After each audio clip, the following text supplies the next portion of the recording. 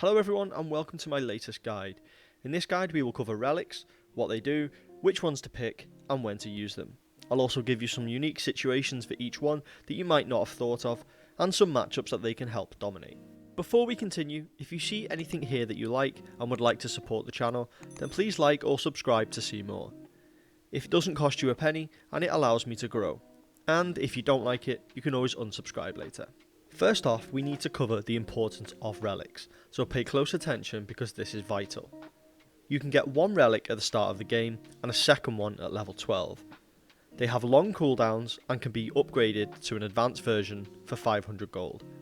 They cannot be sold or swapped out, so once you've picked one you've got it until the end of time. Or the end of the game, whichever one comes first. The reason relics have such a long cooldown is because they can entirely change the outcome of a fight.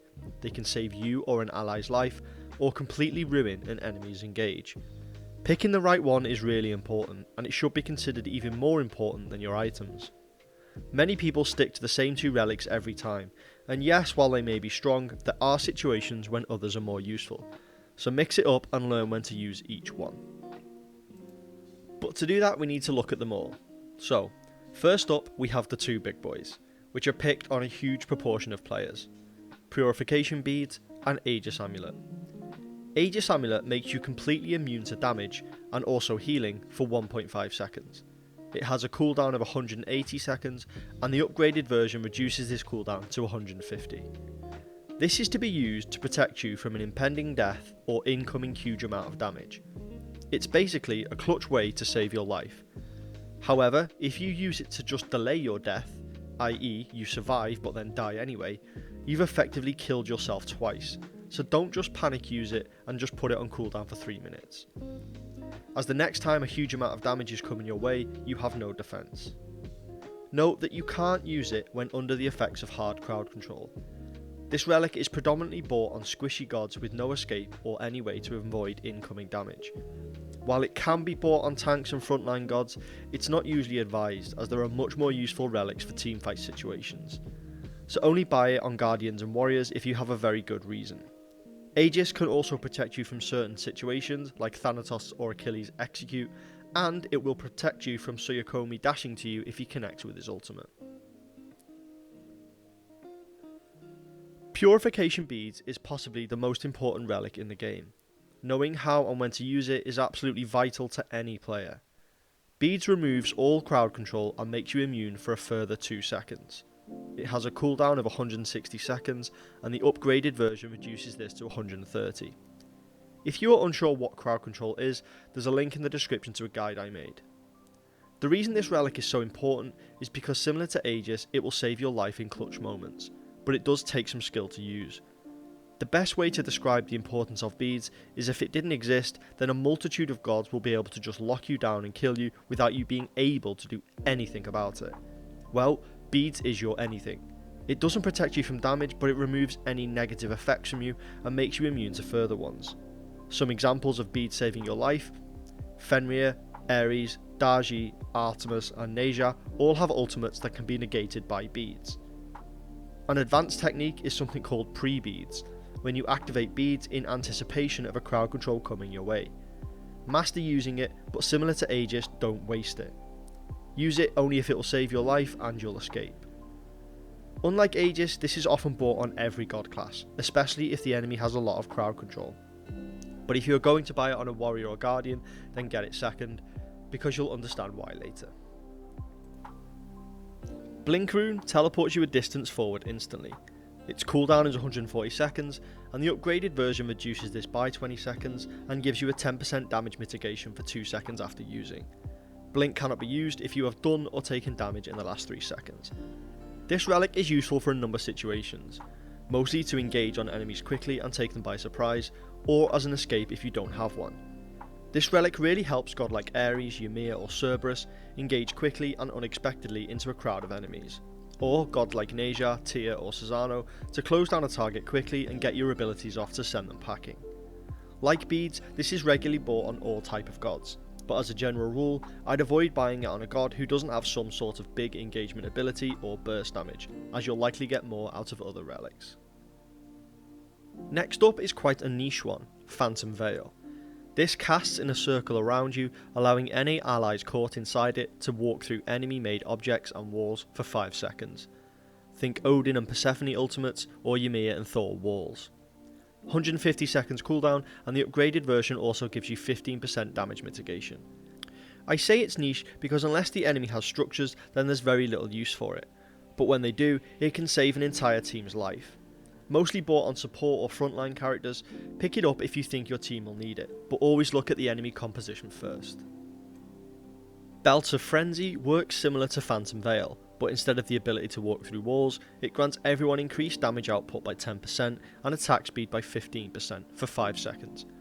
Upgraded, this is increased to 8 seconds and everyone gains plus 10 flat penetration. Once again, this is mostly used on supports or frontliners. This is used as a teamfight is about to happen and can flip it in your favour. The reasons for this should be obvious.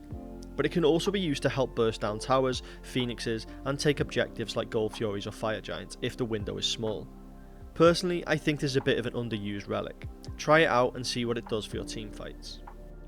Brace of Undoing restores 40% of all health and mana lost within the last 5 seconds. 120 seconds cooldown, and the upgraded version also takes 3 seconds off every ability you currently have on cooldown. This item can be used to save you from a huge health hit, or to counteract an enemy ultimate and flip a fight. For example, if an enemy has hit you with all of their abilities, and just when they think they have you, boom, you pop this. You have your health back, and they have nothing else to hit you with. Predominantly bought on hunters, assassins and mages, but it can also be used on frontliners to keep them in fights a little longer. Cursed Ankh is an anti-heal relic which reduces all healing by 45% for 6 seconds, and removes 50% of any currently applied shields.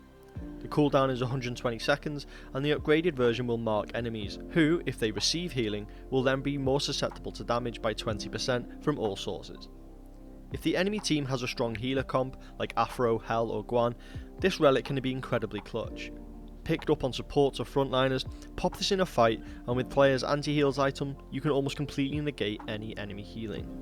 If the enemy is running a heal comp, then this is pretty much a must buy. Remember though, enemy healing comes midway through a fight, so using it early might negate all of the effects and make it a little bit useless. Heavenly Wings, or Sprint as it used to be called, and this will be what I forever refer to it as, increases your allies' movement speed by 20% for 5 seconds and makes them immune to slows. Its cooldown is 140 seconds, and the upgraded version gives your allies hastened effect, which means that their basic attacks don't slow them down. This is another underused relic. Predominantly used by frontliners or junglers, this can be used in both offensively and defensively situations, such as chasing down a fleeing enemy or retreating your own impending doom. With the upgraded version removing attack speed penalty, if you are Kali or Bakasura chasing down a fleeing enemy mage, you are pretty much securing yourself the kill. Conversely, if an enemy Cupid has just cast his ultimate on your entire team, then pop this and run away freely. Remember, it makes you immune to slows, so you can make yourself immune to an impending enemy combination that relies heavily on slow being the first step, such as a Poseidon Whirlpool or Baron Samdi's ramped up slow. Horrifying Emblem is a defensive relic that slows enemy movement speed by 30% and their attack speed by 15%. Upgraded, it also reduces their damage output by 15%. This relic comes in very useful when facing basic attack reliant enemy gods, Arachne, Erlang Shen or hunters in general. Catch the enemy team inside this and you can massively turn a fight in your favour. Again, mostly used by frontliners, this can shut down the damage output of speedy, fast attacking enemies and possibly force them to retreat. If paired with attack speed slow items or abilities such as Midgardian Mail or Shaxx Rainstorm, you can really freeze out an enemy assassin and allow your allies to escape or close in for the kill. Next up we have another one of the big boys, Magic Shell.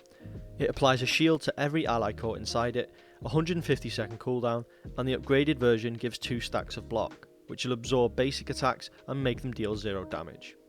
Shell is very versatile and can come in useful at either negating incoming damage or giving yourself or an ally enough health to get away from danger. It can also be used in clever little moments, such as baiting an opponent into attacking you. In solo lane, a number of times I've been low on health under tower, baiting the opponent to dive me and get what they think will be the kill. But as they do, Shell pops and they take multiple tower hits and the kill goes my way. It's also great for keeping your carry alive in the early game, which makes it very popular for supports as their first relic. Also, with it being a shield, enemies cannot lifesteal from it.